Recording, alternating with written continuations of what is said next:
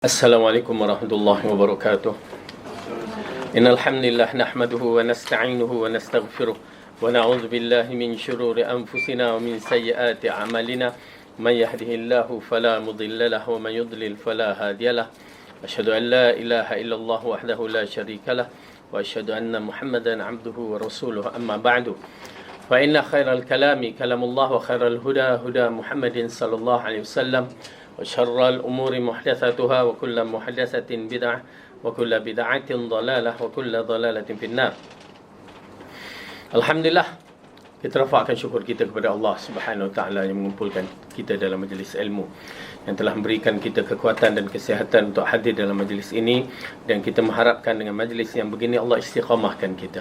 Allah berikan ilmu kita ilmu yang bermanfaat kepada kita, dan yang paling penting Allah terima amalan kita dan mempermudahkan bagi kita jalan ke syurga. Amin ya rabbal alamin. Baik. Kita masih lagi membicarakan perkara yang amat penting dalam tubuh badan kita, ataupun membicarakan satu perkara yang dituntut oleh syarak untuk kita menjaganya, kerana ianya akan berfungsi. Segala amalan-amalan kita bergantung kepada masalah hati.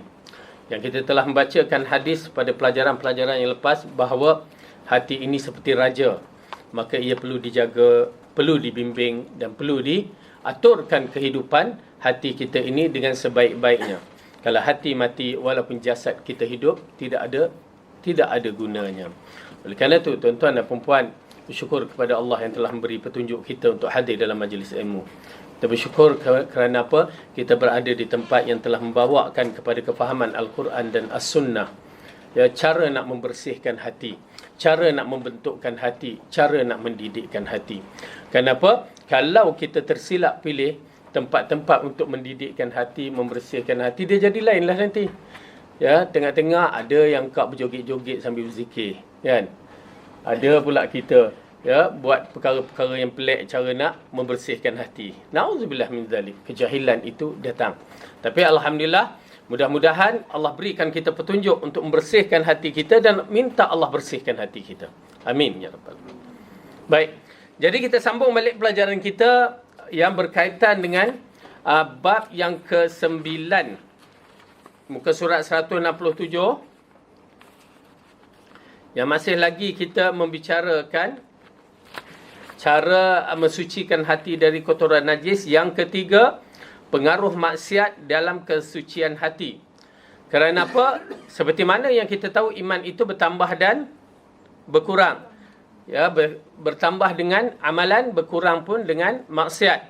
Jadi di sini bab yang diberikan ketiga, pengaruh maksiat dalam kesucian hati. Sebut je maksiat, kita dah tahu dah. Dia akan merosakkan hati-hati kita. Dia akan menjadikan hati kita hitam, rosak. Yang pernah kita buat contoh bahawa kain yang putih itu adalah hati yang putih. Maka apabila dicacatkan ataupun dirosakkan dengan titik-titik hitam, maka akhirnya kain yang putih itu menjadi hitam. Okey? Kita tak pakai dah. Kalau orang perempuan dulu telkung dia telkung putih, sekarang dah berbagai-bagai. Ya, Siti Khadijah lah, Mak Meah lah, apa jenis telkung tak tahu. Ala kulli hal, ya, kalau dulu telkung tu yang saya tengok orang kampung kita tu, bila telkung tu setengah orang kampung ni dia perapkan saja. Bila perapkan dia jadi tak lalat. Ya, tak lalat. Itu kaedah dia kerana dalam bentuk yang lembap. Jadi hati pun begitu. Kalau tidak dijaga, perapkan saja, maka dia akan keluar tak lalat. Dengan arti kata lain, dia akan menjadikan hati itu tidak berfungsi dengan betul. Dia buat maksiat, titik hitam akan berlaku. Buat maksiat, titik hitam bertindih. Sikit-sikit tak terasa. Memang kalau kita buat maksiat, kita tak terasa. Sedikit-sedikit syaitan kan, yang dikatakan wala tattabi'u khutuwatis syaitan, jangan kamu ikut khutuah, step, sikit-sikit. Ya. Macam mana badan kita dimamah oleh umur kan, sikit-sikit. Bayangkan dulu kita ramping, sekarang masya-Allah, alhamdulillah sihat. Ya, nak cerita sikit-sikit kita pun tak perasan. Tiba-tiba kamu ni dah gemuk lah. Kita baru perasan. Sedangkan kita, yalah, hati pun begitu. Kalau dia hitam, sikit, ya, Bila dah kelakuan kita berubah, solat tak jaga, urusan Allah kita biarkan, itulah tanda dia hati kita rosak. Maka telkung yang banyak bintik, banyak titik hitam, apa kesudahannya? Ya ke buang. Kelorok lepas tu bagi kat orang kan. Bagilah nak yatim ke apa, tak baik kita kan. Bagilah elok-elok. Ini dah bagi yang bertaik lalat. Kalau taik lalat satu mungkin manis kan. Tak kata satu kat sini. Manis tak? Manis kan. Tapi kalau dah penuh semua, dah lain dah. Begitulah kedudukan ya hati kita, maka dia akan menjadi kotor dengan dosa-dosa. Maka di sini Imam Ibn Qayyim Al-Jauziyah menerangkan, ketiga pengaruh maksiat dalam kesucian hati, najisnya syirik, zina dan homoseksual. Okey, secara kasar, perkara yang kabair ini memang akan merosakkan hati terus kalau tidak dijaga elok-elok. Dan paling besar kabair, yakni dosa besar, adalah syirik kepada Allah. Itu usul kepada rosaknya hati. Oleh kerana itu, elakkan kita melakukan syirik. Elakkan. Apa-apa khurafat tinggalkan. Jangan kita letakkan, jangan kita percaya. Kerana bila masuk unsur syirik, itulah titik yang paling hitam, paling dalam. Ya, na'udzubillah min zalik. Jadi, najis, syirik, zina dan homoseksual, maka Allah menandai perbuatan syirik, zina dan homoseksual dalam kitab sucinya dengan kotoran dan najis, dan tidak menanda dosa-dosa selainnya, meskipun pada hakikat juga memasukkan dosa-dosa selainnya berikut yang disebutkan dalam firman Allah. Okey. Dalam Al-Quran, Imam Ibn Qayyim Al-Jauziyah mengatakan Allah sebutkan tiga benda ini adalah najis. Ya, apa dia? Pertama syirik, kedua zina, dan tiga homoseksual. Okey, Allah berfirman dalam surah At-Taubah ayat yang ke-28.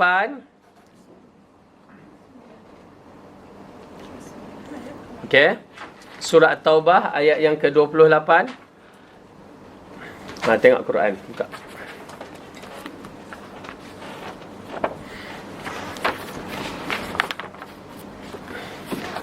Okey, surah At-Taubah, surah yang ke-9,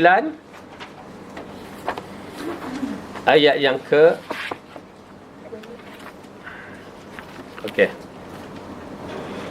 ayat ke-28.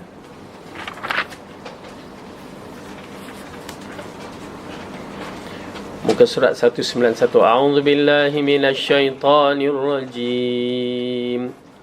Ya ayyuhalladzina amanu innamal musyrikuna najas. Okey. Ayat tu panjang, tetapi Imam Ibn Qayyim Jauziyah meletakkan sedikit saja. Wahai orang-orang yang beriman, sesungguhnya orang-orang musyrik itu najis. Okey. Diletakkan orang-orang musyrik itu najis. Kerana apa? Masalah najis i'tiqad dia. Keyakinan dia itu najis. Kerana tidak beriman kepada Allah. Okay? Oleh kerana itu orang yang beriman lain, walaupun dia jahat ke, nakal ke, buat benda yang tak, masih kita katakan tak senonoh lah, tak baik, kabair pun mungkin dibuat. Tetapi ingat, mereka masih lagi dikategori sebagai orang Islam yang baik di sisi Allah, orang Islam. Kerana mereka mengenal pencipta mereka. Baik. Jadi Allah mengatakan di sini orang-orang musyrikin itu najis. Ya, bukan najis macam mana najis apa ni yang kita kena basuh ke, tidak. Najis ini adalah najis i'tiqad. Najis keyakinan dia, kepercayaan dia. Maka dihukumkan baginya najis. Kemudian dan tentang orang homoseksual, Allah mengatakan dalam surah Al-Anbiya. Surah Al-Anbiya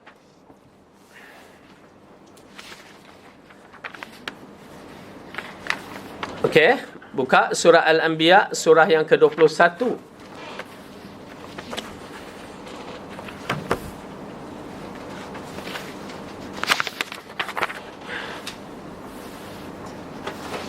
Jumpa? Ayat yang ke-74.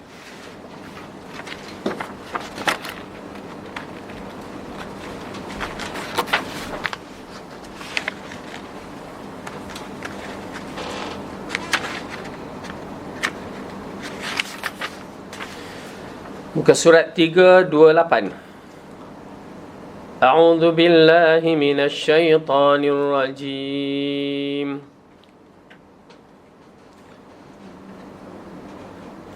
وَلُوطًا آتَيْنَاهُ حُكْمًا وَعِلْمًا وَنَجَّيْنَاهُ مِنَ الْقَرْيَةِ الَّتِي كَانَتْ تَعْمَلُ الْخَبَائِثَ إِنَّهُمْ كَانُوا قَوْمَ سَوْءٍ فَاسِقِينَ. Dan kepada Lut kami telah berikan hikmah dan ilmu, dan telah kami selamatkan dia dari azab yang telah menimpa penduduk kota yang mengerjakan perbuatan keji. Sesungguhnya mereka itu adalah kaum yang jahat lagi fasik. Okey. Al-khaba'ith. Ya. Al-khaba'ith ini adalah perbuatan keji.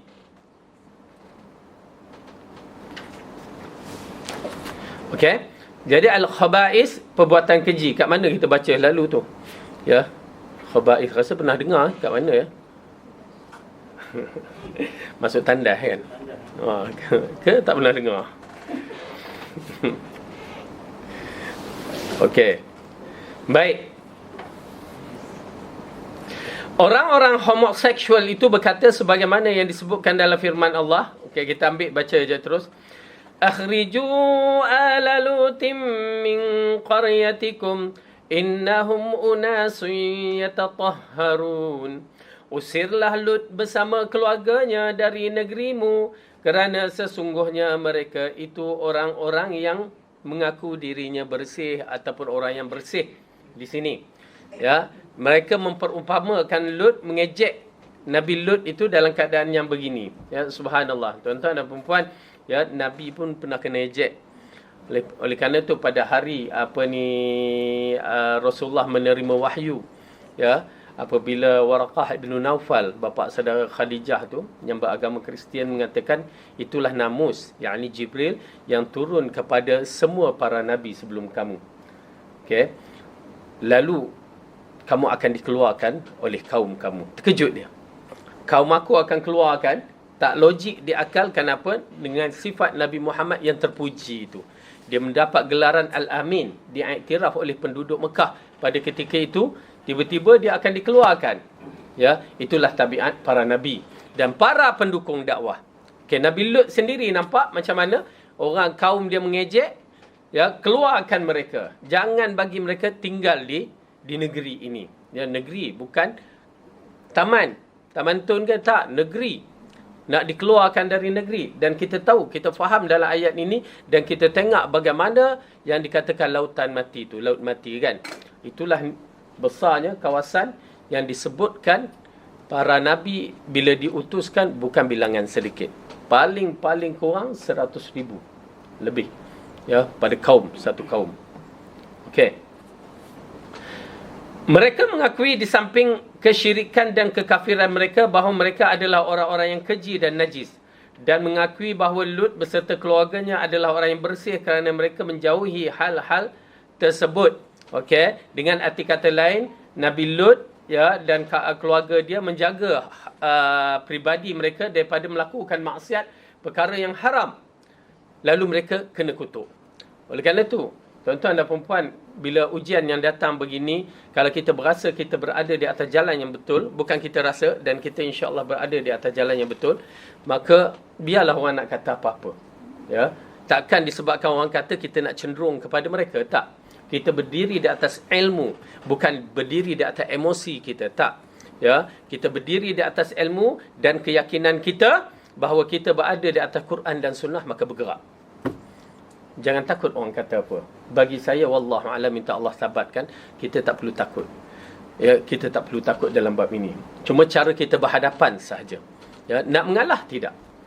Nak mengalah tidak. Kerana ini risalah Allah. Risalah Rasul yang mesti dibawa oleh pemikul-pemikul yang inginkan syurga Allah. Jadi kita bawa dengan akhlak yang baik. Baik. Allah berfirman lagi tentang para pezina. Al-khabithatu lil-khabithina wal-khabithuna lil-khabithat. Wanita-wanita yang keji adalah untuk lelaki-lelaki yang keji, Dan lelaki-lelaki yang keji adalah buat wanita-wanita yang keji pula. Inilah perumpamaan yang Allah terangkan di dalam surah An-Nur, bahawa yang jahat untuk yang jahat. Dia takkan ngam yang jahat dengan yang baik ini. Takkan ngam. Takkan boleh disatukan. Yang jahat untuk yang jahat. Hatta Allah perincikan perempuan jahat untuk lelaki yang jahat. Atau perempuan yang tidak baik untuk lelaki yang tidak baik. Dan perempuan lelaki yang tidak baik pun untuk perempuan yang tidak baik. Oleh kerana itu dalam bab-bab yang begini amat penting bagi kita. Ya, bagi mereka yang, terutamanya bagi mereka yang nak kahwin apa semua yang dikatakan khitbah itu, yang perlu ditengok. Ya, nak tengok, nak pastikan dia bagaimana keturunan dia, semua perlu diambil kira. Ya, bukan main nampak tepi jalan, jom kahwin. Okey, tak. Bukan sebegitu. Ya, baru kenal dalam Facebook terus. Ya, kita tahu dah semua tu perkara-perkara yang berlaku pada orang-orang yang dahulu, yang pengalaman kita berkenalan di Facebook, sudahnya di atas jinjang pelamil, lepas tu hancur. Ya. Na'udzubillah min zalik. Al-muhim dalam bab ini Allah telah menceritakan orang-orang, na'udzubillah, kisah ayat ni berkaitan dengan penzina-penzina yang mereka ini berlaku kejahatan dengan kejahatan. Tetapi jika penzina itu bertaubat misalan, dia bertaubat, dia tidak dikatakan wanita keji adalah untuk lelaki keji. Tak. Pasal dia dah kategori bertaubat. Dia tidak dikategorikan wanita yang keji ataupun lelaki yang keji. Dalam kisah hadis Rasulullah SAW, namun kita melihat dalam bab itu bergantung kepada keimanan masing-masing. Ya, bagaimana didikan iman dalam jiwa. Kadang-kadang ya, kita ketahui benda itu kabair, dosa besar. Ya, namun begitu manusia Allah jadikan itu sebagai ujian, kadang-kadang mereka terjebak. Ya, mereka tersilap. Tak dinafikan. Oleh kerana itu beberapa kaedah-kaedah syarak perlu diambil kira.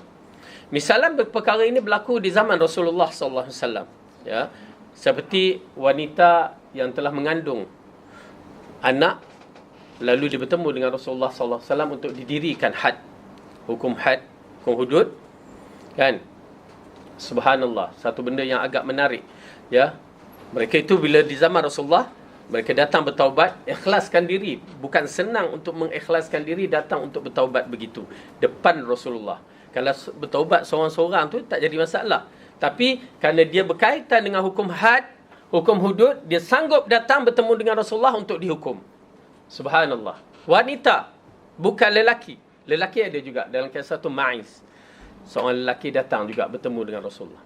Tetapi nak menceritakan mereka, bila mereka tersilap, mereka akan bersegera. Itu tabiat para sahabat. Dan kita tahu kisah wanita tu diminta duduk di rumah dulu sampai dia melahirkan anak. Lepas tu dikatakan kepada penjaganya, jaga elok-elok. Maksudnya layan dia elok-elok. Dah tak boleh marah-marah. Kenapa? Kerana dia dah ketengahkan diri dia untuk bertaubat dengan cara yang had. Berarti bukan, kalau dia nak lari pun Rasulullah tidak akan bicara. Ya. Tetapi wanita ini nak menunjukkan keikhlasannya pada hari kelahirannya. Ya, hari kelahirannya, beranak-beranak tu, terus dia bawa bertemu dengan Rasulullah. Apa tanda dia? Ikhlas nak bertaubat. Sedangkan kalau beranak, kan, baru beranak. Bukan senang tu. Dalam pantang lagi. Kita tak tahu orang lelaki, orang perempuan. Okay? Bukan senang tu. Nak pergi bawa berjalan sakit. Kan? Oleh kerana itu dibagikan cuti. Kalau mereka yang bekerja tu kan. Okey. Lepas tu diketengahkan. Rasulullah kata, jaga. Susukan selama 2 tahun. Lagi 2 tahun. Berarti dah 2 tahun, 9 bulan lebih kurang. Lepas 2 tahun, 9 bulan, dia datang bertemu dengan Rasulullah. Dia bawa baby tu dalam keadaan baby tu pegang roti. Dia bukan bawa belenggang macam itu je. Ya Rasulullah, aku dah 2 tahun. Kan, dah habis menyusu. Tak. Ni ada dash lady ni, susu bukti lagi. Kan? Tak. Dia datang tu, dia bawa biskut roti tu. Apa maksud dia? Budak ini dah boleh makan. Dah boleh makan dan tak perlu susu lagi. Subhanallah. Ulama membahaskan bahawa wanita ini betul-betul ikhlas nak bertaubat. Bukan sebarang wanita. Akhirnya dihukum had pada dia. Kenapa? Kerana dia adalah wanita yang dah berkahwin. Wanita yang berkahwin dengan wanita yang tidak berkahwin, atau lelaki yang berkahwin atau dengan lelaki yang tak berkahwin, hukumnya berbeza. Jadi maka direjam. Kita tahu kisahnya. Apabila Saidina Umar atau Khalid Al-Walid yang membaling batu besar yang merecik darah tu, lalu dikatakan celaka wanita penzina. Kalimah itu terkeluar daripada mulut sahabat. Lalu dengar Rasulullah. Rasulullah dengar. Lalu Rasulullah mengatakan, jangan kamu kata begitu kepada wanita ini. Tahukah kamu, wanita ini telah mengetengahkan taubatnya lebih baik daripada 40 penduduk Madinah. Siapa 40 penduduk Madinah? Padanya ada Abu Bakar, Umar, Uthman, Ali, 10 mubasyirin bil jannah ada dalam tu. 40 menunjukkan darajat dia terus naik. Dia terus naik di sisi Allah.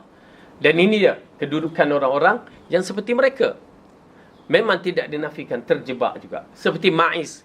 Ma'iz pun begitu juga. Dia datang kepada Rasulullah. Dalam isu zina ni, dia ada cara penyelesaiannya. Ya, macam mana wanita tu datang, Rasulullah tak nak layan. Kerana benda tu aib, satu. Dan kedua, kalau boleh kamu pergilah bertaubat sendiri-sendiri. Ya. Datang lagi belah kanan, kiri dia pun paling. Pada Ma'iz pula dikatakan mungkin kamu tersilap, mungkin kamu terbegini. Tak ya Rasulullah, aku sedar, aku tak mabuk, dia kata. Pasal Rasulullah kata mungkin kamu tengah mabuk ke? Tak. Terang lagi, masih lagi Rasulullah beralasan. Tapi akhirnya dia tegas bahawa aku nak dijalankan. Lalu bila dijalankan, dia rasa sakit. Baling tu sakit. Dia keluar, dia lari kan. Bila dia lari, ada sahabat kejar. Sahabat kejar pula, dia bawa bukan batu. Dia bawa apa? Rahang unta. Rahang unta tu macam bumerang tu. Rahang kan. Memang kena mati tu. Kan? Rasulullah kata, kenapa kamu tak lepaskan dia? Biarkanlah dia lari dan bertaubat.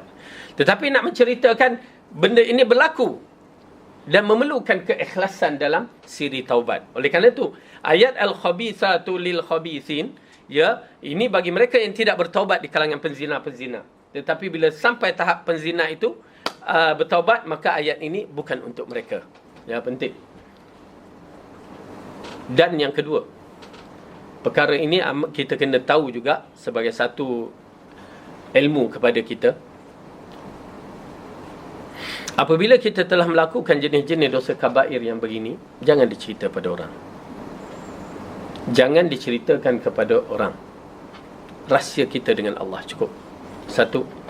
Dan kedua, maaf kata, misalnya datang orang nak meminang ke apa, ya, kita dah bertaubat, Masya Allah.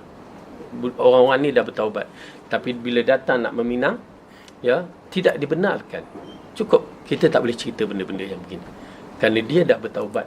Okay. Dan hatta orang yang punya badan tu pun tidak dibenarkan untuk bercerita. Biarkan benda tu antara kita dengan Allah. Ya, ulama mengatakan begitu, rahsiakan. Kerana ianya merupakan keaiban.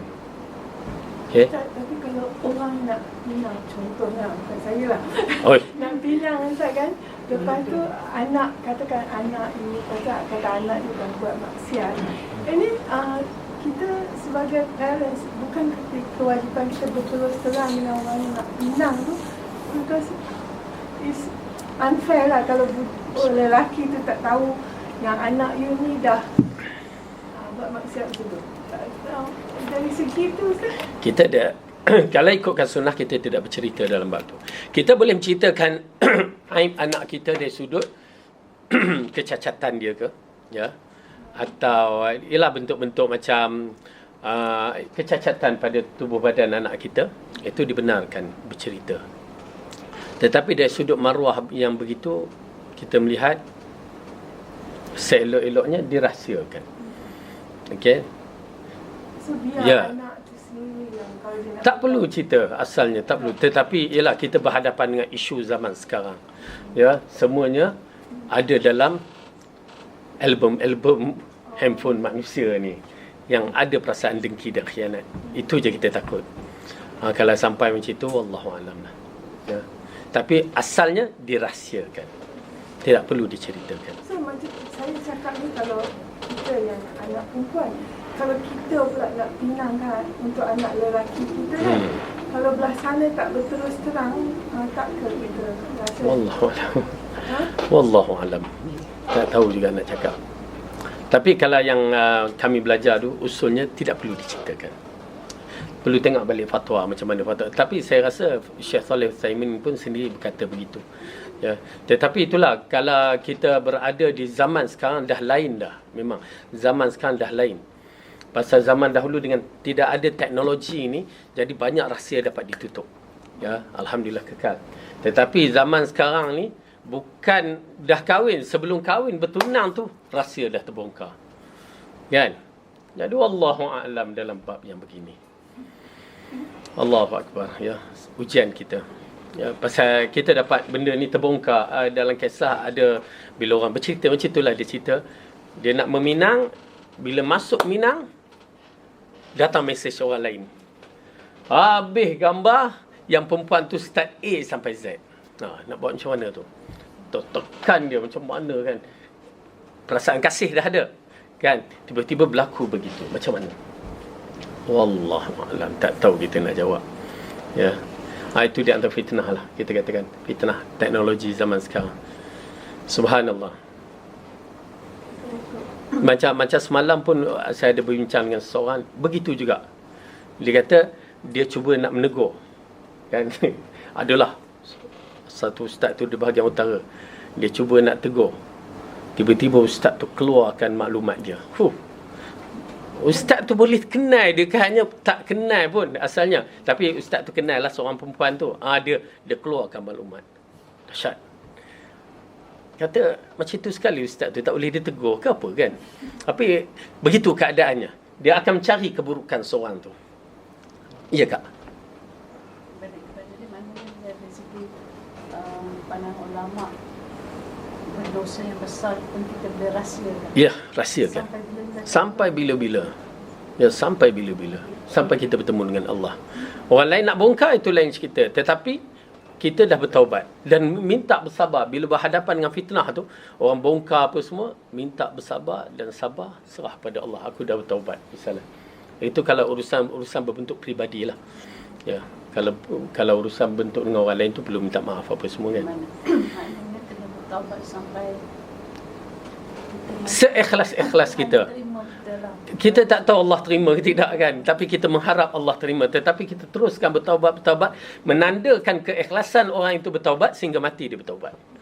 Ya, itu tandanya. InsyaAllah mudah-mudahan Allah terima. Setengah orang kata saya dah bertaubat dah tak kisah dah. Tak boleh. Ya, kita tak boleh, tak tahu mana taubat kita yang diterima oleh Allah. Masalahnya. Ya. Jadi kena teruskan, continue kita taubat kita. Tak ada siapa pun boleh lari dalam bab ini, okey? Jadi bab-bab terutamanya kita menasihat dalam bab kesalahan, dosa-dosa yang besar. Ya, bentuk kabair, elakkan bercerita dengan orang. Itu pasal bagi saya, kita bagi mereka yang pernah menyimpan video apa yang tak baik tu, hilangkan. Delete kan. Buangkan gambar-gambar kita zaman muda dulu. Mana bertudung? Ya, rambut afro lah, rambut pang lah semua muncul. Kan? Tiba-tiba kita bertaubat. Tahu tak? Subhanallah, ustaz tu dihantar gambar dia sebelum jadi ustaz. Kan? Tiba-tiba dihantar. La ilaha illallah kan. Sabarlah. Nak buat macam mana dah terlepas. Jadi balik pada isu kalau kata anak kita ada anak lelaki dan kita menang seorang. Ya, ya. Kita tak tahu sebab dia. Faham. Jadi kalau kemudian kita tahu, saya rasa mungkin anak kita boleh terima. Kita, ya, seorang ibu memang tak boleh. Seorang ibu, ayah memang payah sikit kan. Kena mengaji banyak. Let it go je lah. Let it go. Dia orang dah kahwin. Dia orang dah kahwin. Payah kan? Susah. Memang susah juga nak jawab. Wallahualam. Tapi kita banyak pada bimbingan ulama', lepas tu kita kena, diri kita ni kena bersiap sedia hadapi apa juga masalah. Ya, kena sentiasa bersabarlah. Kalau tidak stres sampai mati lah. Ya. Ya. Ibu tu dah kena mengaji banyak. Kena banyak bersabar mengaji banyak. Apa kadang-kadang tak sabar juga. Kelas macam mana lah. Dia kena. Ya, seorang ibu, seorang ayah kena sabar banyak-banyak, bersedia untuk hadapi benda-benda yang begini. Tapi ya, saya faham bukan senang sebenarnya. Mudah-mudahan Allah bagi petunjuk. Allah ikhlaskan. Itu pasal, dan di antara perkara yang penting juga bagi kita tidak menceritakan hal-hal orang yang kita kenali kalau tidak diperlukan. Ya, maksudnya kita mencerita peribadi-peribadi kawan-kawan kita yang lepas, apa tak usah. Ya, tak baik. Na'udzubillah min zalik. Subhanallah, ya. Kemudian yang ketiga pula, bagi mereka yang telah kena hudud hukum had, ya, maka kita tidak boleh berbicara tentang mereka lagi. Tak tahulah dia ni, tak faham-faham, kita kutuk dia. Tak boleh. Dia dah lakukan, dia dah telah tunaikan apa yang ketetapan Allah, maka itu urusan dia dengan Allah dah. Berarti dia, hukum had dah terangkat, hilang dosa dia dah. Tetapi yang menjadi masalahnya, dosa tu kalau kita berbicara hal dia. Yang mana seperti mana yang dikisahkan, lelaki ini pernah kena tangkap oleh Rasulullah, para sahabat berapa kali, kes minum arak kan. Lalu disebat. Lepas sebat, minum arak lagi. Sebat lagi. Alah, macam anak-anak kita lah nakal dia. Kan? Hawa nafsu, syaitan ganggu. Walaupun mereka itu para sahabat kan. Telah berlaku pada seorang sahabat ni. Jadi, dipukul. Lepas tu, mula yang menjadi isunya, orang yang bercakap di belakang. Dengan kalimah yang tidak baik. Ya, seolah-olah menghina dia. Apalah, tak tahu dia ni bagaimana. Dalam hadis tu menceritakan, orang ni menghina dia. Depan Rasulullah SAW. Sedangkan dia dah kena hukuman. Ingat ya, bila seorang tu dah kena hukuman had, maka di akhirat dia terlepas. Dah tak ada dah dosa. Okay? Kalau dia di bumi ini tak kena, kecuali dia ketengahkan diri, pihak yang bertanggungjawab tak jalankan, itu dosa kepada pihak bertanggungjawab. Macam seorang perempuan, saya teringat lagi dalam surat khabar tahun 90-an tu, telah mengetengahkan diri kepada mahkamah syariah di Pulau Pinang kalau tak salah. Ya, untuk dihukumkan had. Tapi mahkamah tak buat, kan? Dia kata saya tak nak bertanggungjawab depan Allah. Jadi mahkamah tak buat. Itu atas bijaksana mahkamah lah. Okey, wallahu alam. Tapi nak menceritakan dia dah ketengahkan diri dia, maka itu kira wallahu alam selesai di depan Allah. Jadi lelaki ni dah kena sebat. Tiba-tiba orang mengatakan, ya, dengan perkataan yang tak baik, dua lelaki ni, lalu Rasulullah mengatakan apa? Jangan kamu jadi penyokong-penyokong syaitan yang memperkatakan kawan kamu tu. Tahukah kamu bahawa dia mencintai Allah dan Rasul? Subhanallah. Dia mencintai Allah dan Rasul, tapi dia syaitan bawa dia minum arak juga. Tapi dia, yalah pasal jenis-jenis ketagih ni kan, dia masalah. Tapi dia cinta Allah dan Rasul. Kenapa? Rasulullah yang mengiktirafkan. Oleh kerana itu, bagi mereka yang telah dijalankan had, maka tidak boleh nak bicarakan tentang peribadi tersebut. Baik.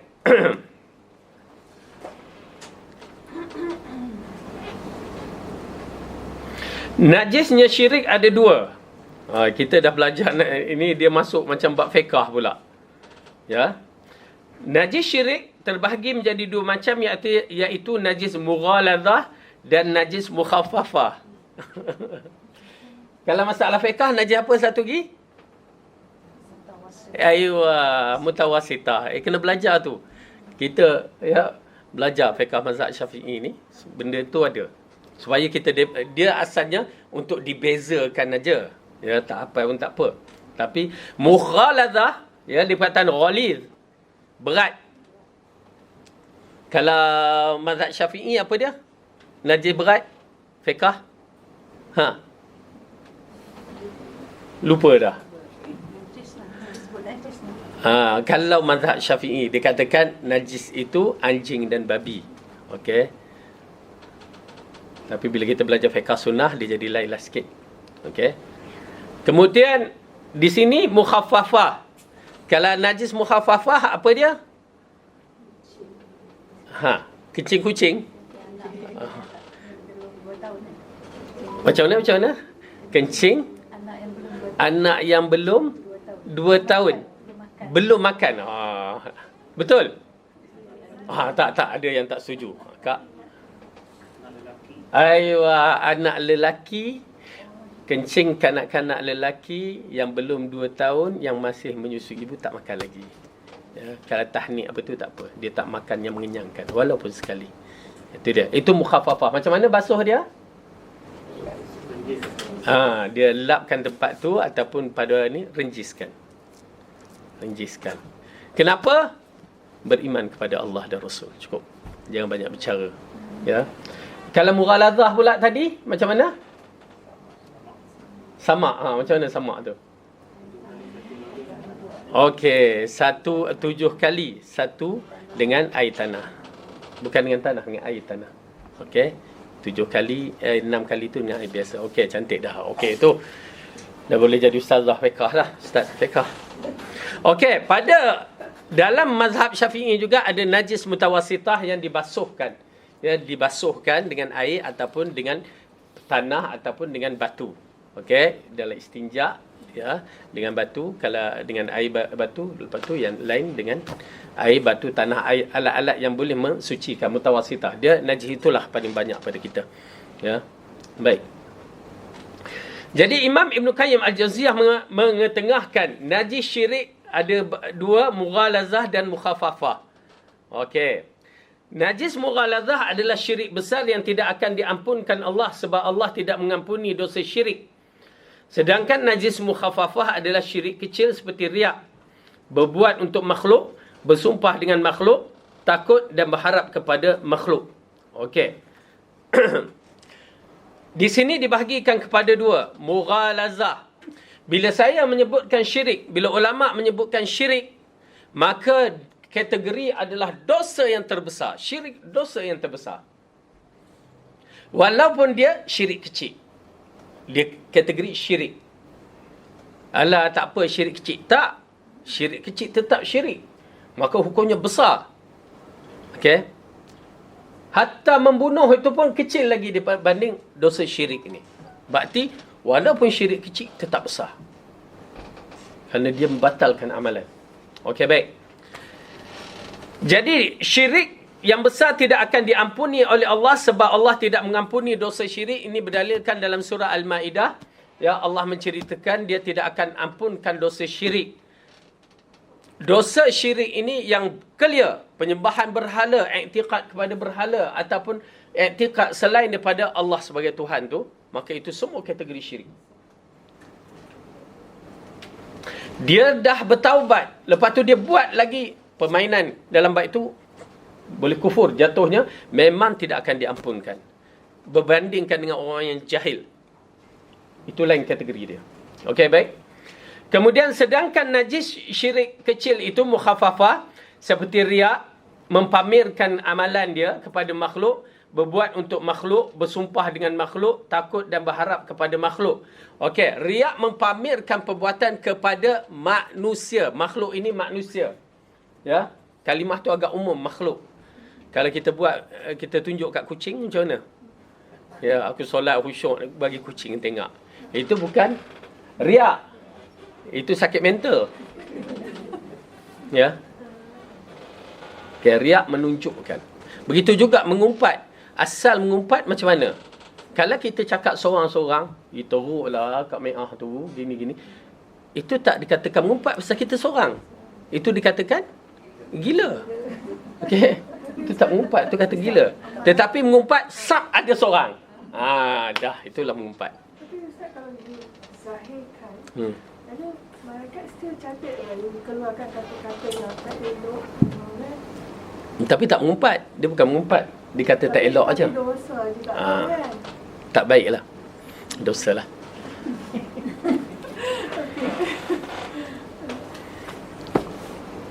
Baik. Faham kan? Jadi menunjuk-nunjuk kepada makhluk yang dikatakan makhluk ini adalah manusia. Ya, dia bukan yang lain daripada tu. Okey. Sorry. Dia termasuk riak lah dalam kategori syirik kecil. Okey. Bersumpah dengan makhluk, ini dah kategori lain pula. Tak kira lah atas nama apa makhluk, manusia ke apa ke, macam orang dulu bersumpah atas nama Latta wal Uzza. Kan, bersumpah atas nama mak bapak kita ke apa ke, itu semua syirik. Okey.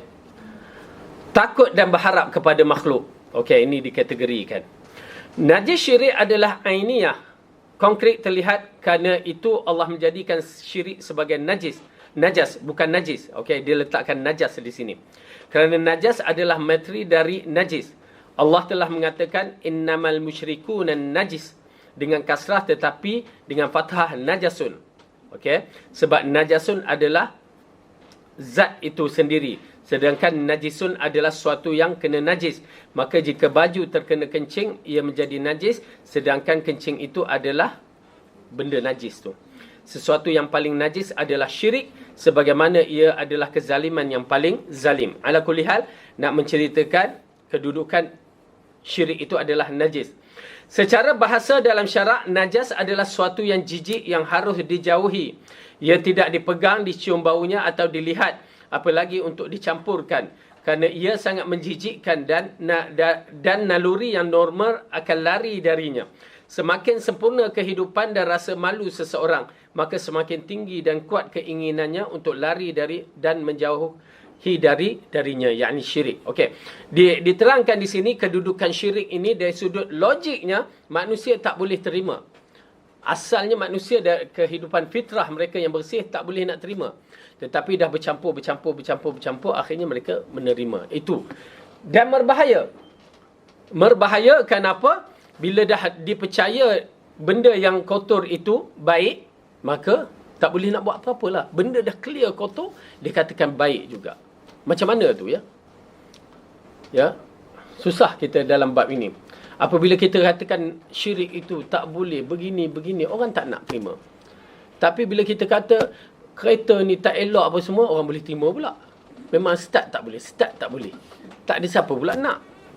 Tetapi tang akidah, kita kata tak elok, nakkan juga. Ini di antara masalahnya syirik. Okey. Materi-materi najis itu bisa membahayakan badan atau hati, bahkan bisa juga membahayakan kedua-duanya. Najis bisa membahayakan dan mengganggu dengan baunya atau bisa juga melalui bercampur dengannya. Walaupun ia tidak memiliki bau tak sedap. Okey, ala kulli hal, nak menceritakan bahawa syirik, kedudukan syirik ini, ia adalah najis yang perlu dijauhkan. Yang ketiga, kesan najis bagi jiwa dan hati. Okey, hukum najis dan kotor adalah hukum yang berbeza daripada pandangan mazhab fiqh. Bukan semua kotor itu najis.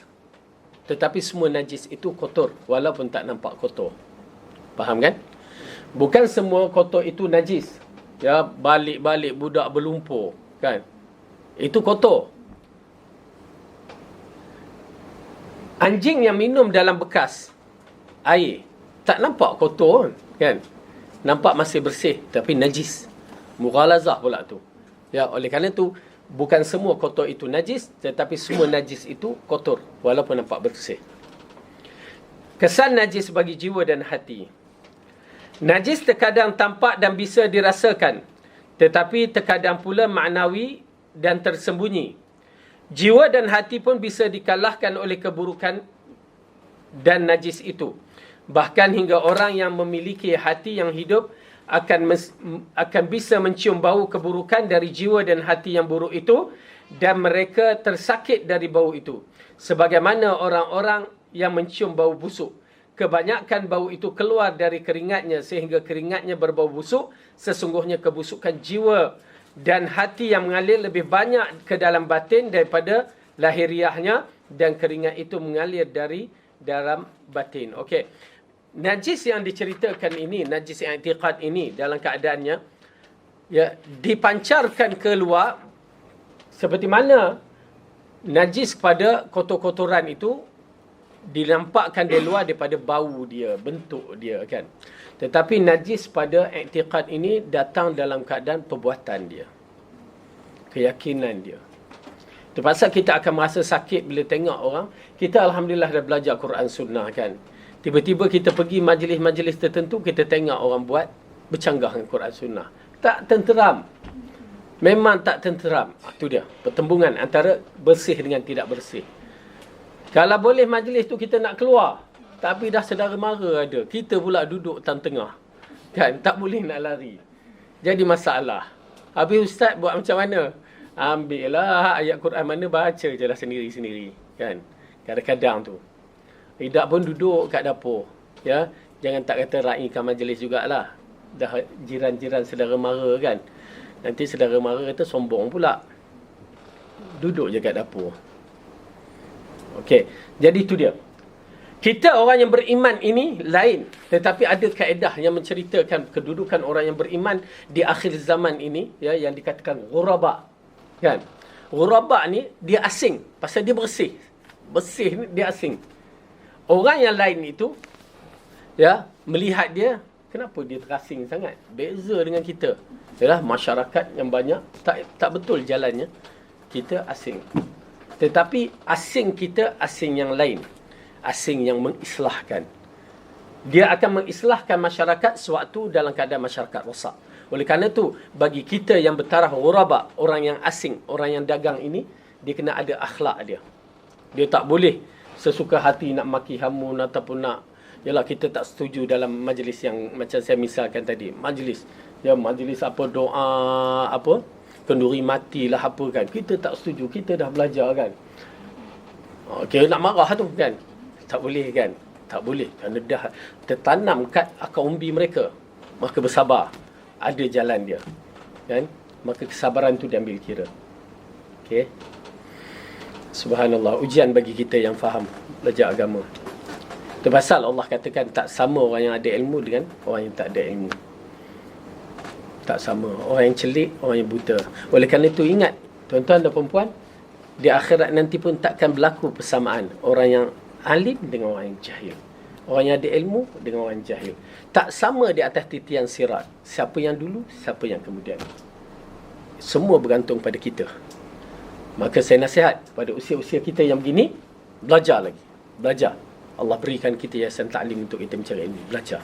Biar banyak, biar beramal. Mudah-mudahan Allah pemudahkan bagi kita jalan ke syurga. Ingat Rasulullah mengatakan, ya, berkaitan dengan penuntut ilmu. Ya, Rasulullah telah memberi jaminan, ya, man salaka tariqan yaltamasu fihi ilman. Siapa yang berusaha untuk menuntut ilmu, berarti kita ni datang dari rumah tu, usaha kita ambil masa apa semua tu, usaha kita nak menuntut ilmu. Alhamdulillah, ya. Saya ada satu tempat tu tingkat 3.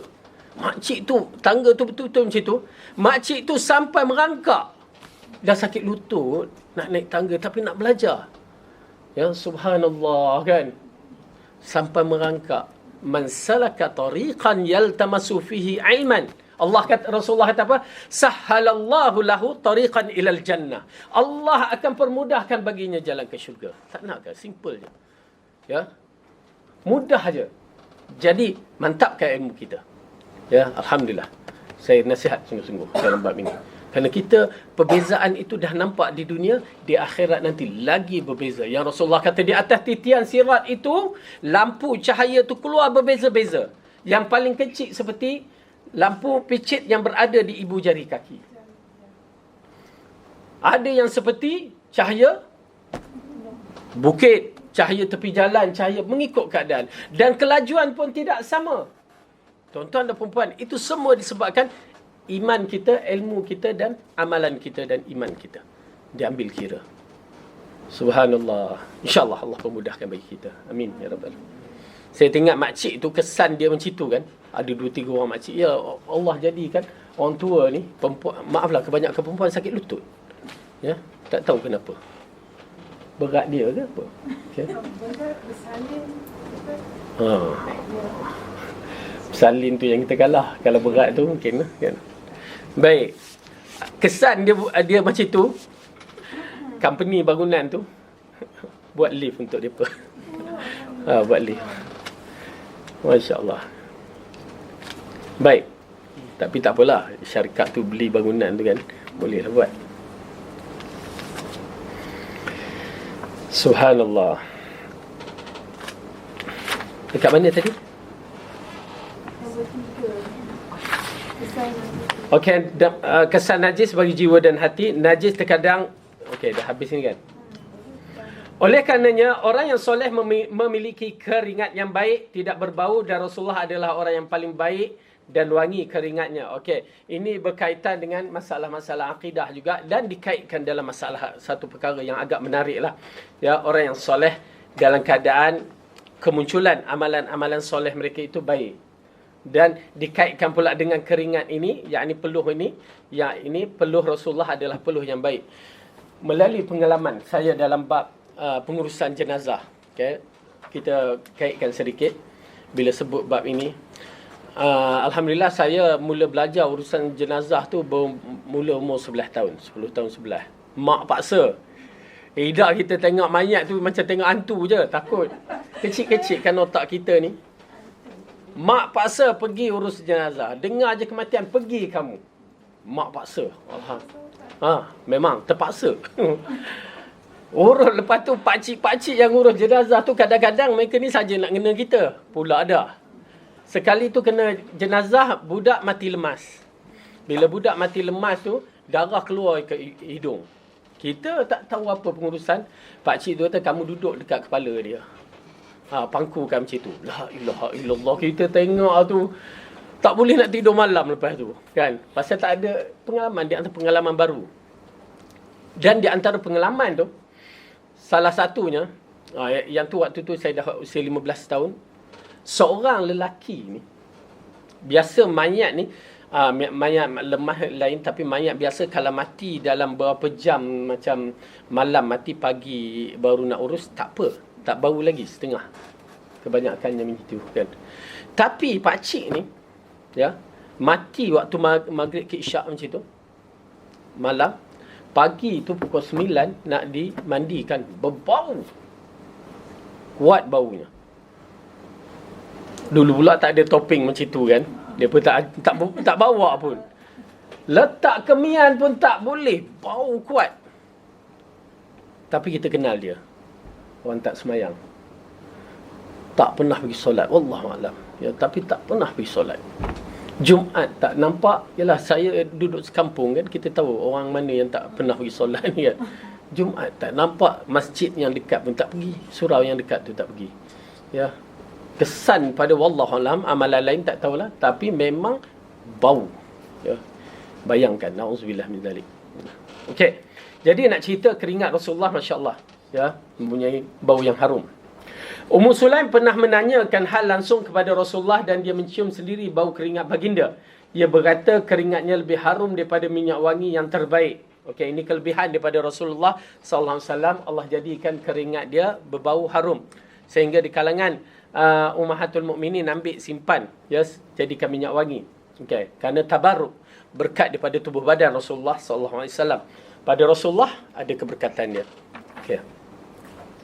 Jiwa yang najis dan buruk yang kuat pengaruh najis dan keburukannya. Okey, jiwa yang najis dan buruk yang kuat mempengaruhi najis dan keburukannya.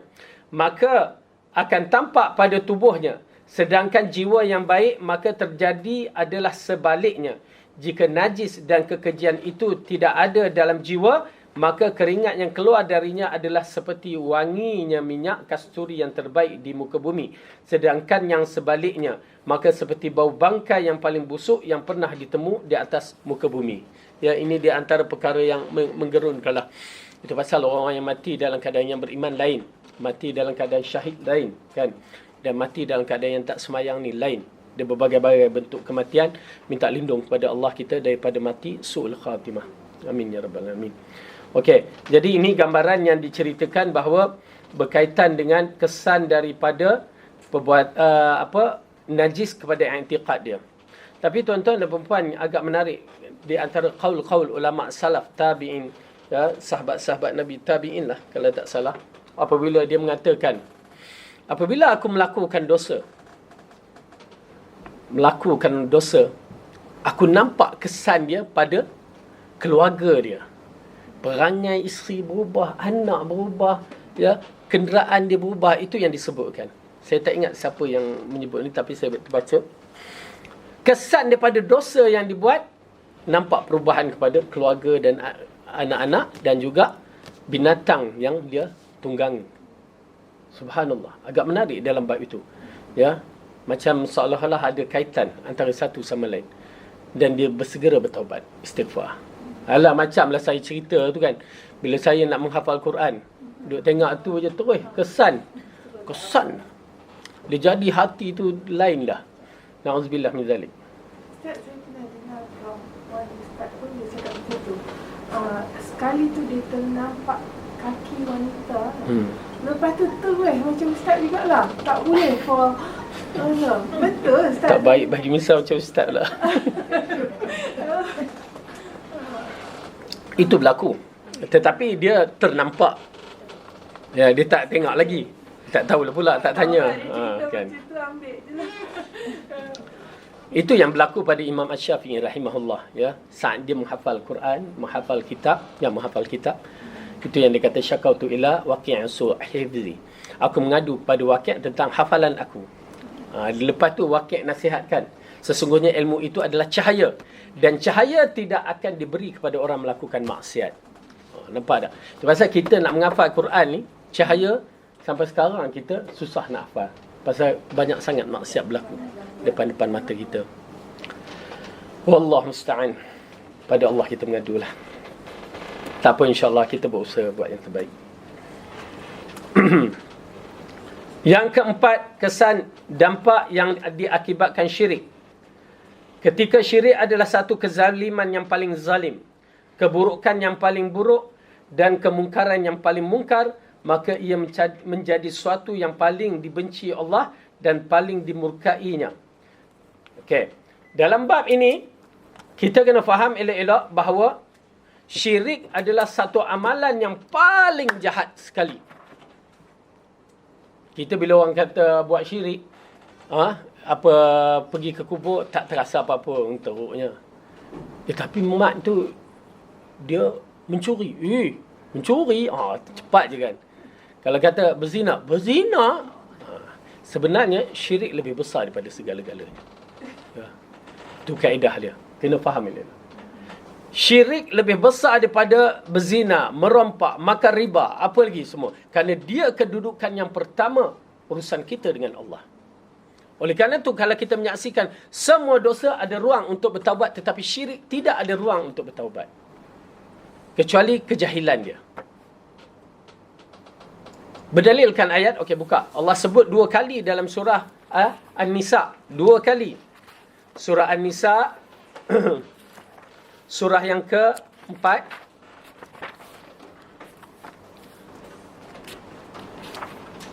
Pertama, ayat yang ke-48.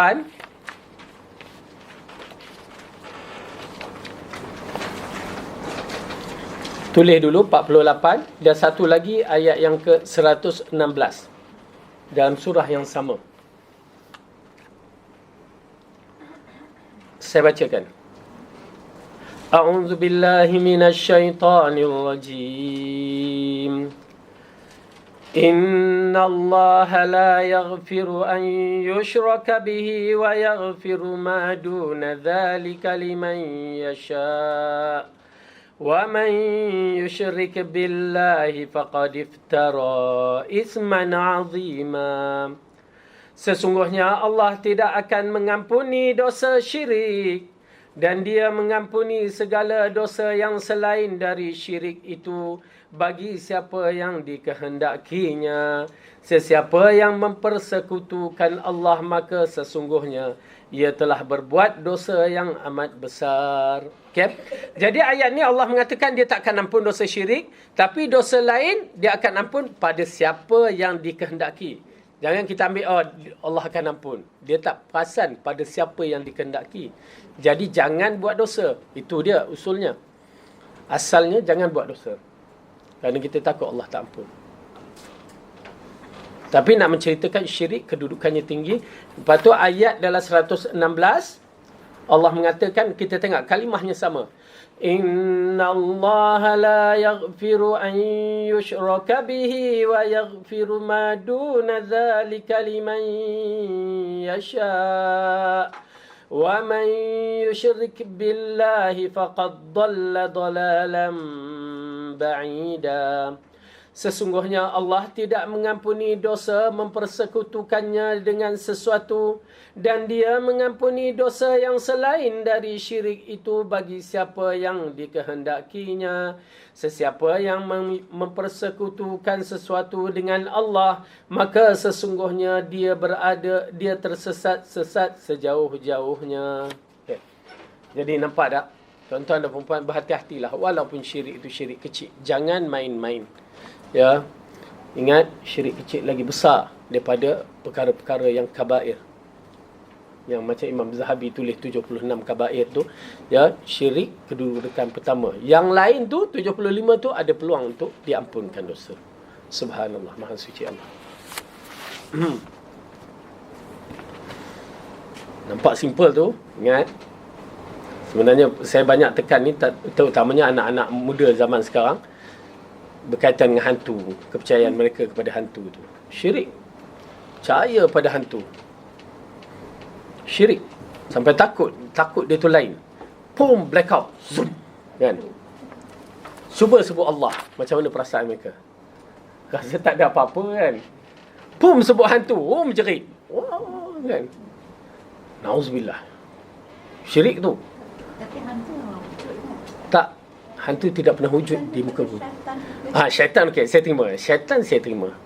Iblis saya terima. Jin saya terima. Hantu saya tak terima. Kerana kepercayaan kita hantu tu apa? Kak boleh gambarkan hantu tu. Macam hantu kom-kom. Kan? Apa lagi? Langsui. Pontianak Sundal Malam. Itu gambaran hantu kita. Itu tidak wujud. Tak ada. Itu hanya cerita. Dracula. Kak, selama Kak hidup ni, berapa tahun umur Kak? Secret. Okey, tak apa. Okey. Sensitif. Okey. Bayangkan, tak pernah kita dengar seorang di Malaysia dibunuh oleh hantu. Tak pernah. Tapi kalau ikut cerita hantu membunuh ni dahsyat. Tapi tak pernah dengar. Tapi macam mana kita boleh percaya? Alhamdulillah, kalau tidaklah kerana Allah campak saya dulu sebelum tu, itu yang saya kata urus jenazah tu fikir hantu. Saya pindah ke Perak pula, ke Perak Tengah pula. Ya, rumah tu dekat dengan Sungai Perak tu, nak pergi ke Sungai Perak tu takut hantu. Bukan takut apa. Berlaku kematian tengah malam, saya pergi tu, lepas solat tu terus pergi. Orang lain balik, saya tertinggal seorang. Ya, lepas isyak tu tak berani nak balik. Tak berani balik. Minta seorang pakcik temankan pasal hantu dalam ni. Alhamdulillah, Allah campakkan ke Pakistan, belajar di sana, faham Quran dan Sunnah, hilang semua. Ya, di Pakistan orang tak takut hantu. Orang takut pistol.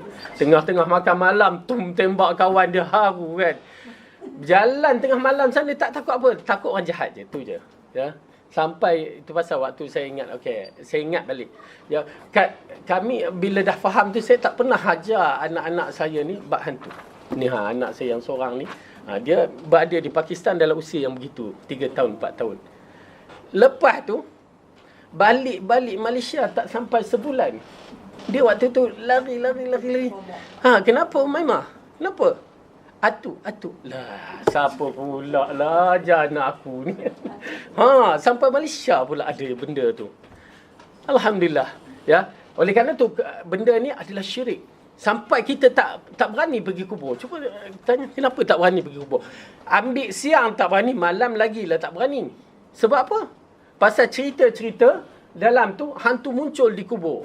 Cerita keluar asap dari kubur. Tangan tu, hai kan. Macam tu. Rosak minda kita, rosak agama kita. Rasulullah kata pergilah ke kubur. Apa dapat? Ya, menyinyati mati. Datang kita pergi kubur dengan hantu.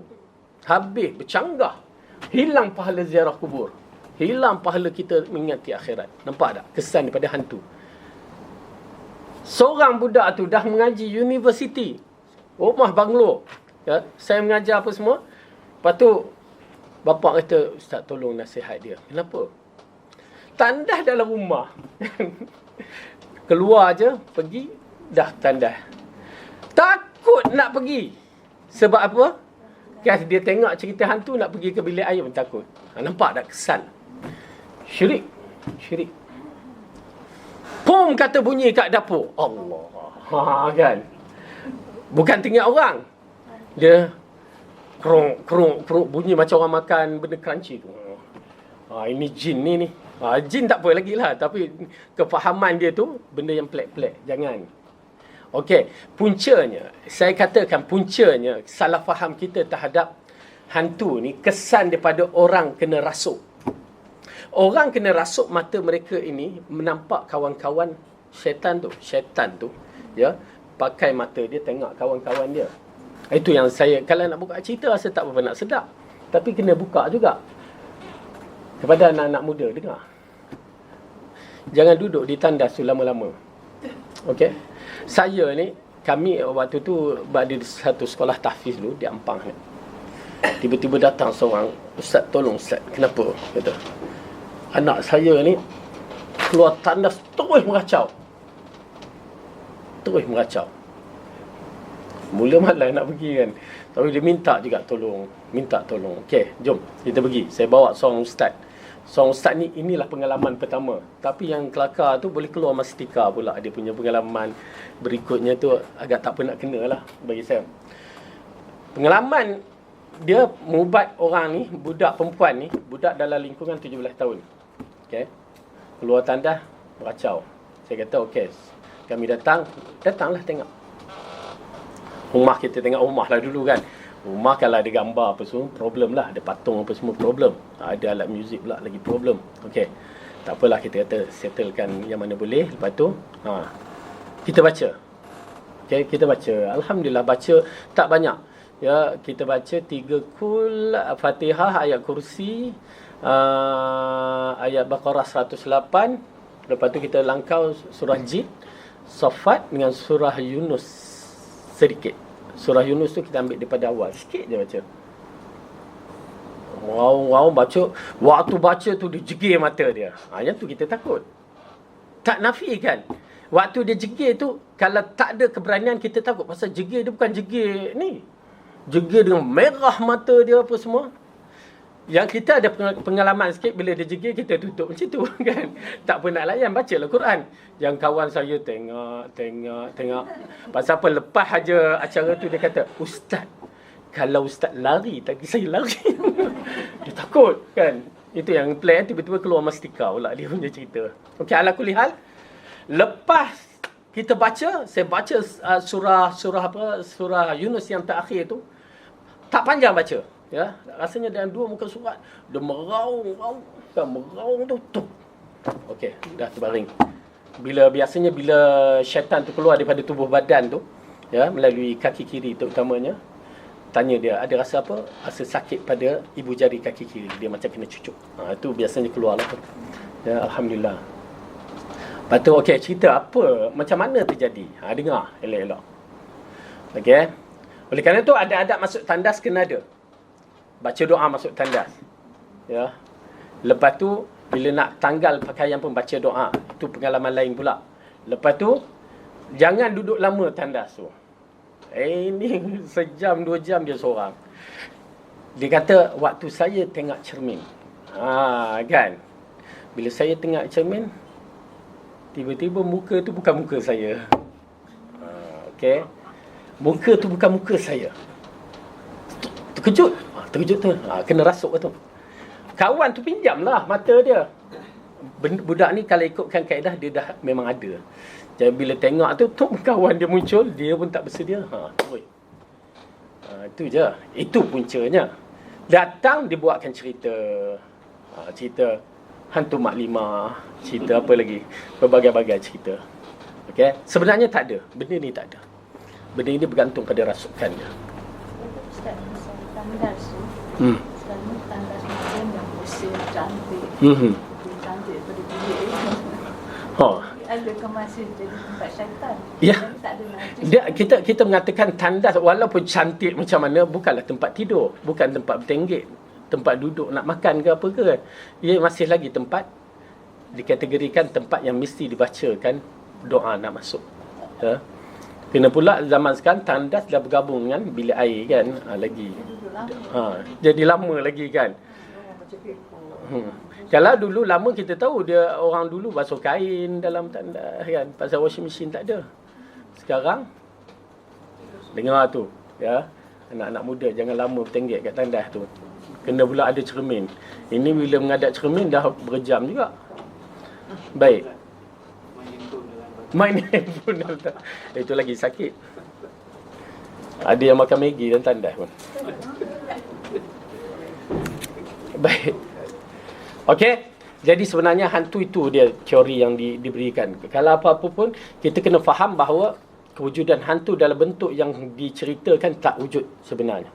Hanya syaitan yang menakut-nakutkan. Kan syaitan menakut-nakutkan. Ya.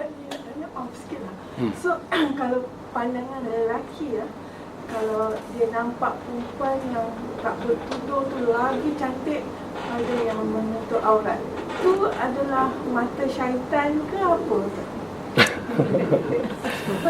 Ya, kita tengok orang pakai tudung comel. Itu pandangan syaitan, hawa nafsu dia. Ya, kenapa lelaki pandang macam tu sedangkan Allah mengarahkan mereka menundukkan pandangan kan? Itu pandangan syaitan. Okey, dan pandangan syaitan membisikkan semuanya indah, semuanya cantik, dan wanita-wanita yang keluar dengan tabarruj, dengan bermakeup, ya, tak pakai tudungnya, dengan apa lagi, ya, eyeshadownya, lepas tu pipinya merah hitam apa ke, bibir pun merah hitam, berbagai-bagai warna kan. Maka mereka itu keluar dengan wajah syaitan, kata Rasulullah sallallahu alaihi wasallam. Kalau memakai dengan minyak wangi, seolah-olah bau penzina. Okey, itu gambaran. Kerana zaman dahulu wanita-wanita yang makan minyak wangi yang sampai bau orang kata follow me punya minyak wangi itu kan. Itu semua adalah gambaran wanita-wanita penzina di zaman Arab Jahiliyah. Itu pasal Rasulullah bagi misal begitu. Maka elakkan. Itu pasal minyak wangi wanita kuat warnanya, kurang baunya. Minyak wangi lelaki kuat baunya, kurang warnanya. Itu kaedah dia. Tapi terbalik sekarang. Ya, wanita banyak pakai minyak wangi, kuat baunya. Sampai yalah follow me. Ikut berderet, ikut ke belakang, kan. Tapi Ustaz dalam YouTube tu, kalau YouTube kan, kalau wanita yang tak bertutup aurat tu dia punya puji Ustaz, komen page tu punya pandang cantik, semua cantik lah. Tapi yang bertudung ni yang panggil macam makcik. Itu di antara perkara yang kita kena fikir elok-elok. Dia ada beberapa penggunaan wanita dalam siri model-model iklan-iklan, itu semua penggunaan wanita-wanita satu. Dan kedua, percubaan untuk merenggangkan mereka dengan agama. Ya, orang yang begini dia agak hebat, orang yang begini dia anggap kolot. Ya, itu semua. Elakkanlah. Ya. 48 dari An-Nisa. Okey. Tentang Tuhan tidak akan mengampunkan dosa syirik. Adakah maksud ini setelah orang tu mati ataupun dia masih hidup lagi tetapi lepas tu at the end of the day dia akan bertaubat? Itu maksudnya okey, secara kasar kalau dia mati itu yang jadi apa?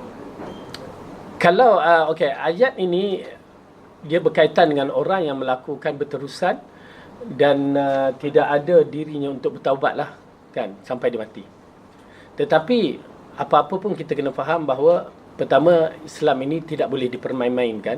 Bila dia dah tahu benda tu syirik, dia ambil indah, ambil longgar je, dia tak boleh begitu. Bila tahu syirik, dia kena bertindak tegas, putuskan. Tetapi kalau dia tidak putuskan, dalam situ pun ada masalah yang akan berlaku yang dikaitkan seolah sifat munafik. Ya, dia pandang remeh benda tu.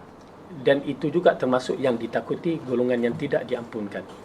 Tetapi yang jelas kalau dia mati tidak bertaubat, habis.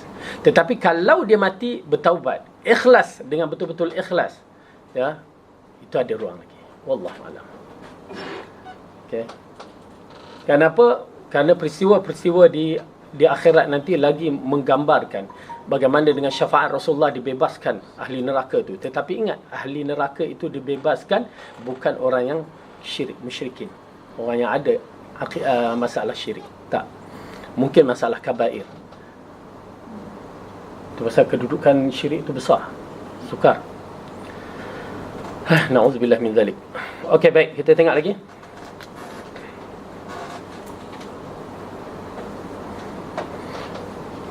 Nombor 4 ya. Apa ni? Okey, syirik memberikan kesan seksa di dunia dan akhir yang tidak pernah Allah berikan dari dosa selainnya. Allah memberi khabar bahawa dia tidak akan mengampuninya dan orang yang melakukannya adalah najis. Dia melarang hamba-hambanya mengambil korban mereka, mengharamkan sembelihan mereka dan menikah dengan mereka, memutuskan pertalian antara mereka dengan orang-orang mukmin dan menjadikan mereka sebagai musuhnya, musuh para malaikat, para nabi dan segenap orang yang beriman. Baik. Dalam bab ini kesan syirik di dunia dan akhirat memang jelas, yang tidak pernah Allah berikan dosa kesan seksaan kepada orang-orang yang lain. Ingat ya, dalam bab umat-umat yang terdahulu yang diseksa, bermulanya umat Nabi Nuh ya, sampai umat Nabi Isa. Kalau sejarah yang lepas-lepas tu, semuanya walaupun kita dengar pertama di antaranya macam kaum Nabi Lut, masalah itulah homoseksual. Kemudian kaum Nabi Syuaib tentang perniagaan, takaran timbangan. Lepas tu kaum Nabi apa lagi? Ada beberapa semua ni nampak pada zahirnya itu. Tetapi sebenarnya basic asas dia adalah akidah. Syirik dia tu kepada Allah. Itu basic yang dihancurkan. Ya, jangan kita nampak kaum Nabi Syuaib tentang perniagaan semata-mata. Tak, asalnya syirik tu. Kerana kebutaan mata mereka kepada akidah yang suci inilah yang menyebabkan mereka terjerumus dalam semua benda-benda ni. Benda tu berkaitan dengan perkara-perkara tu nombor 2. Tetapi yang pertama itu adalah syirik. Kerana syirik itu membutakan mata mereka dari kebenaran. Okey? Jadi kesan daripadanya, maka kalau orang yang musyrikin sembelih binatang, boleh kita makan? Tak boleh. Kerana mereka tu musyrik. Itu pasal kalaulah Cina tu datang sembelih bismillah, disebut nama Allah pun tak boleh dimakan. Ya, hanya orang yang beriman sahaja. Orang Islam tu lok-lak bawa mak rempit, naik motor laju-laju sampai terlanggar kambing kan. Terus dia sembelih bismillah kan. Dia dengan pakai seluar pendek tak baju, naik motor langgar kambing, dia sembelih. Hukum dia halal. Kerana dia masih lagi seorang muslim. Ya. Berbandingkan orang kafir ni, ya, warak kemain, ya, sampai aku infak bina masjid, ambil kambing bismillah. Tak boleh. Tak halal. Ya, kedudukannya begitu. Nak menceritakan betapa kedudukan syirik itu sehingga mengharamkan segala-galanya. Okey. Ustaz, kalau macam Ustaz cakap kes senario tu, macam kita dah tahu dia kafir kan. Okey. Dia lagi tak orang persembelihan dia. Tetapi kalau bomoh tu dia katakan melakukan syirik. Macam mana kalau dia menyembelih? Kita boleh makan tak? Tengok dia sembelih pasal apa tu? Pasal dia nak jampi syaitan ni ke? Maka hukumnya tak boleh. Kerana itu dah dia sembelih bukan kerana Allah. Okey. Kalau dia sembelih bukan kerana Allah, maka hukumnya syirik. Macam satu ketika persembah orang yang menyembelih binatang pada laut kan. Macam ulik mayang diulik itu kan. Kan persembahan mereka buat korban tu bagi ke laut. Untuk bagi siapa tu? Puteri 2 kan. Puteri 3 itu iblis tu, jin. Okay, dia ambil, dia bagi kepada jin. Kita tak boleh makan walaupun sedikit. Walaupun pulut dia tak boleh makan. Semua upacara agama yang bukan daripada Islam tidak dibenarkan sebenarnya. Itu pasal sehingga kan patung orang letak apple pada tokong tu kan, tak boleh ambil. Kita ambil makan kan. Pasal dia untuk persembahan tu dilarang kerana berkaitan dengan ni. Jadi kalau bomoh-bomoh ni, kalau dia sembelih, bukan bomoh je, kita pun ya ikut cakap bomoh, sembelih lah untuk kan dalam klip video tu penyembelihan korban lembu untuk mengelak wabak COVID. Dia sembelih seekor lembu untuk wabak COVID ni. Tak boleh makan. Ada unsur syirik di situ. Lepas tu disembahkan pada sungai tu. Na'udzubillah. Saya tengok klip tu. Okay, semua yang tu walaupun orang Islam, bila ada unsur syirik, maka elakkan. Tak boleh makan. Ustaz, orang Islam buat syirik itu pun tak diampunkan. Kalau dia tahu, berat. Kalau dia tak tahu, tak apa. Bukan tak apa, maksudnya dia kena bertaubat lah. Pasal saya tengok, dahsyat ni, kata sembelih. Tapi yang masalahnya, masalahnya dia bukan bagi daging lembu tu pada sungai tu. Dia macam pemujaan sungai untuk ngelakkan COVID. Dia sembelih, dia letak kepala lembu je. Ini kan geng-geng Bani Israel ni, kan. Dia letak, dia hanyutkan. Daging tu, dia pemakan. Tak boleh. Dalam kes tu memang kita tahu sangatlah sebab dia membuat satu ritual yang lagi hukum. Tetapi kalau assuming dia tu seorang, kita tahu dia bomo, dan dia terlibat dalam kerja-kerja korban. Dan dia pergi sembelih. Itu tak apa, insyaAllah. Itu tak apa. Dia korban raya. Itu tak apa. Itu tak apa. Kalau dia sembelih, pasal niat dia bukan untuk korban selain daripada tu. Dia korban raya, tak apa. Kalau kak tak nak, bagi saya. Tapi kalau dia perkhususan dalam korban tertentu, yang tu tak boleh. Ya, macam korban masyarakat kampung saya dululah, dia buat korban sembelih, subhanallah ya. Kalau dia masih tukang telik lah, gunakan kuasa air, kan syirik. Syirik. Tapi dia sembelih boleh tak kena makan. Kalau itulah buat acara macam sembelih korban tu tak jadi masalah. Untuk dia makan keluarga. Tak apa, boleh. Jangan walaupun dia terlibat dalam pekerjaan syirik. Walaupun terlibat macam syirik macam tu. Pasal syirik yang dia khusus, kalau kecuali dia syirik, kalau nak tahu gaib lagi kena sembelih seekor. Itu syirik. Dari sudut korban tu, maka tak boleh. Itu tak boleh. Yang saya ceritakan bahawa saya ni cucu bomoh kan. Saya hidup ialah mengikut tok saya tu, sampai di antara ritual yang dibuat, Allah maghfir lahu. Ya, mudah-mudahan Allah ampunkan dia. Puja Sungai Perak. Tak pernah dalam hidup saya, itu pertama kali saya ikut. Ya, dan acara itu jarang berlaku. Allah maghfir lahu. Allah ampunkan dosa dia. Pasal saya tengok, saya pegang benda-benda yang di ni, kes wallahu alam, kerana dia menganggap ada hantu air. Dia menganggap, orang kampung menganggap, wallahu alam. Tapi alhamdulillah dalam ceramah kelas-kelas yang saya buat di kampung saya terang kembali kesilapan untuk saya lah. Saya terpaksa cakap, kan. Jadi dalam kes tu saya lihat memang dia pujalah Sungai Perak tu, ambil kemian, ambil apa semua tu, terambah. Kerana kisahnya wallahu alam, salah satunya anak dia pernah mati di Sungai Perak. Jadi waktu mengambil itu dikatakan ada tarik-tarik lah apa, wallahu alam betul ke tidak, tapi ianya satu benda yang syirik lah. Kita lihat pemujaan yang begitu. Ya. Tapi alhamdulillah kadang-kadang kemodenan ni bagus, dia menghilangkan benda-benda ni. Ya, orang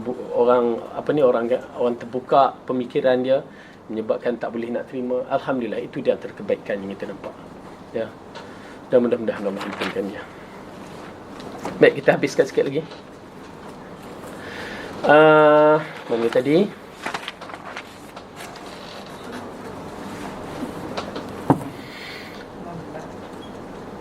Dah. Hal ini, muka surat 171.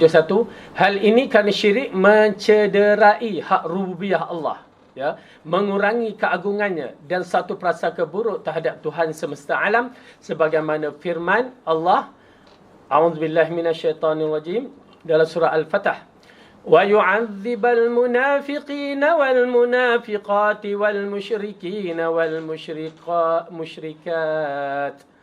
والمشركين والمشركات الظانين بالله الظن السوء عليهم دائرة السوء وغضب الله عليهم ولعنهم وأعد لهم جهنم وساءت مصيرا. Dan supaya dia mengadabkan orang-orang munafik lelaki dan perempuan, dan orang-orang musyrik lelaki dan perempuan yang mereka itu prasangka buruk terhadap Allah, mereka akan mendapat giliran kebinasaan yang amat buruk, dan Allah memurkai dan mengutuk mereka serta menyediakan bagi mereka neraka Jahannam, dan neraka Jahannam itulah seburuk-buruk tempat kembali. Okey. Apabila dikatakan di sini, Imam Ibn Qayyim mengetengahkan hal ini kerana syirik mencederai hak rububiyah Allah. Oleh kerana itu kita kena faham konsep rububiyah ini. Bukan kita belajar konsep rububiyah, uluhiyah, asma' wa sifat, itu konsep Trinity, tak. Yang difahamkan oleh orang yang cuba nak mencari kelemahan, kesilapan, tak. Seperti mana kita tahu rukun sembahyang, sunat, dalam siri sembahyang diperincikan, begitu juga dalam masalah akidah, masalah tauhid diperincikan. Bukan konsep Trinity, tetapi konsep perincian. Ini rosaknya syirik tak mana? Rububiyah ke syirik yang bagaimana? Kerana bila sebut rububiyah, kalau syirik berat sangat-sangat. Ya, macam Fir'aun, dia mengatakan ana rabbukumul a'la, aku Tuhan yang maha tinggi. Rab, kalimah Rab tak disebut oleh makhluk. Manusia tak boleh sebut benda ni. Ana rabbukumul a'la, aku Tuhan yang maha tinggi. Rab, itu yang menyebabkan syirik rububiyah. Maksudnya bila sebut rububiyah, kekuasaan, keagungan, kehebatan hanya milik Allah. Penciptaan, pentadbiran, hidup, mati milik Allah. Itu pasal, maaf kata, yang disebut dalam parlimen baru yang menjadi isu tu, kalau saya Tuhan, saya tak hidup. Tak boleh. Kenapa sebut macam itu? Itu rububiyah punya sifat ketuhanan. Kalau saya Tuhan, saya tak hidupkan dia. Atau apa, na'udzubillah. Itu pasal benda-benda ni tak boleh dipermainkan. Walau tengah macam mana sekalipun, tidak boleh dipermainkan. Na'udzubillah. Besar kesilapan tu. Okey, jadi syirik rububiyah jarang berlaku. Kalau berlaku macam Fir'aun. Yang kedua, orang Malaysia buat perangai syirik rububiyah ni. Siapa dia? Ayah Pin. Ya, yang mengatakan saya memiliki kerajaan di langit. Rububiyah tu. Tak ada siapa boleh kata begitu melainkan Allah. Kerana kerajaan di langit. Kalau kerajaan di bumi mungkin kita boleh terima. Ya, raja nak bercakap, ya, saya ada kerajaan saya di bumi. Okey, kita boleh terima. Tetapi bila sampai kerajaan di langit, hanya milik Allah. Nampak tak? Rububiyah tu bukan boleh main-main. Itu pasal sampai Tok Guru mempunyai syirik rububiyah. Bila Tok Guru mengatakan, saya kasyaf, saya tahu apa yang ada dalam hati. Subhanallah, Allah mengatakan apa? La ya'lamul ghaiba illallah. Tak ada siapa yang mengetahui ghaib melainkan Allah. Masalah hati, masalah ghaib ke apa? Ghaib. Kita tak tahu. Dia dalam hati dia. Tiba-tiba Tok Guru kata, saya tahu. Nampak tak? Macam mana guru terjebak dalam masalah syirik rububiyah. Dahsyat masalah syirik rububiyah. Nampak simple, tapi hakikatnya begitu. Sampai orang alim tertipu dengan kehebatan diri, mengambil sifat rububiyah Allah. Itu belum. Yang mereka ceritakan, anak-anak murid yang kagum misalnya pada Syari Muhammad. Ya, Al-Arqam, kat Sungai Bercala ni lah, yang sekarang terkenal dengan Global Ikhwan. Ya, dia percaya bahawa Syari Muhammad, ya, nak apa je laung. Syari Muhammad datang semua membantu. Ya, auzubillah, syar. Ini syirik rububiyah ni. Ya, nauzubillah. Oleh kerana itu berhati-hati. Begitu juga dengan penetap undang-undang. Misalnya undang-undang Islam ada, dia yang global mengubahkan atau mengubahkan, maka itu pun berkaitan dengan syirik rububiyah. Adapun syirik uluhiyah itu banyak berlaku pada masyarakat kita. Ya, kepercayaan itu, ya, yang kita dah belajar itulah. Jadi oleh kerana itu, bila Imam Ibn Qayyim mengatakan hal itu kerana syirik mencederai hak rububiyah Allah. Dia cederakan sifat-sifat ketuhanan Allah tu. Seolah-olah Allah tak ada power, tak mampu. Jadi oleh kerana itu, tuan-tuan dan puan-puan, berhati-hati. Ya, kita berhati-hati pada diri kita. Kita berhati-hati supaya tidak terjebak dalam masalah syirik. Ingat, masalah syirik adalah masalah yang teramat besar daripada dosa-dosa yang lain. Wallahu a'lam bissawab. Okey, ada apa soalan? Dah habis soalan, banyak yang tanya ni. Ustaz, nanti next week Ustaz boleh elaborate tentang syirik mencederai hak rububiyah Allah. Okey, insya-Allah. How does it cedera? Next week. Dia cederakan hak, ya, bukan cedera Allah, tak cedera apa, tapi hak. That's the term digunakan oleh bukan. Okey, insya-Allah. Boleh. Wallahu a'lam bissawab. Yang baik itu datang daripada Allah, salah dan silap dari kelemahan saya sendiri. Aku qauli hadza wa astaghfirullah li wa lakum. Assalamualaikum warahmatullahi wabarakatuh.